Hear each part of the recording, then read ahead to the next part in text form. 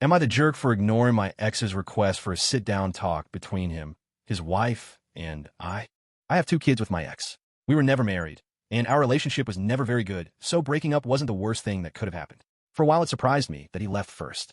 I always suspected his wife was around before he left me. I know the two of them told me they were a couple less than 5 months after we broke up, and in the same conversation, they told me they were a team, and everything going forward had to include her because the kids wouldn't know her as their second mom. They told me to get used to hearing her called mom because they would not stop it and would actively encourage it. I brought them to court, and the judge added a clause about calling a step-parent mom or dad. This pissed them off, but they still tried to show off what they could do as a couple for the kids that I couldn't as a single mom. My ex's wife also told me that she would be the mother to their other siblings, and she was going to give my ex a bunch of babies, and that would win the kids over even more. She said she would be the preferred mom, even if they never got to call her that. But they said maybe they would, and my kids would hate me for separating them if I got jealous. I spent a lot of years documenting and trying to stay calm for the sake of my kids. We used a co-parenting app for communication, and they still sent messages through that about how she'd be favored in things like that.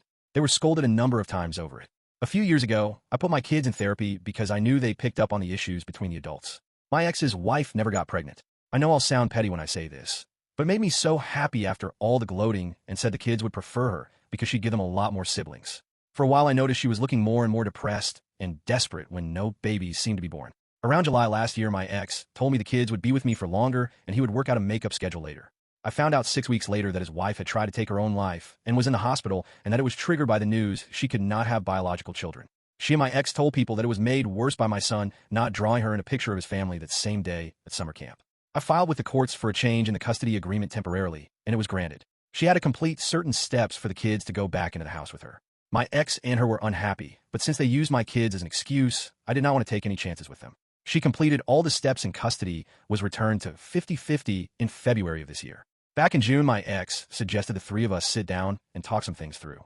I told him anything that needed to be said could be done via the app. He said face-to-face was better, that they wanted to improve the relationships so that she could be an equal parent and family member to the kids.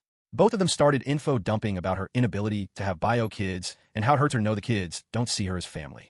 How they want us to put away the animosity so we can all be present and there for the kids, and that she realizes it won't happen while she hates my guts and wishes I would give the kids to her. I started ignoring the requests after first saying no because I do not think this will be a good idea and I do not trust them. They do not want us to do it over the app.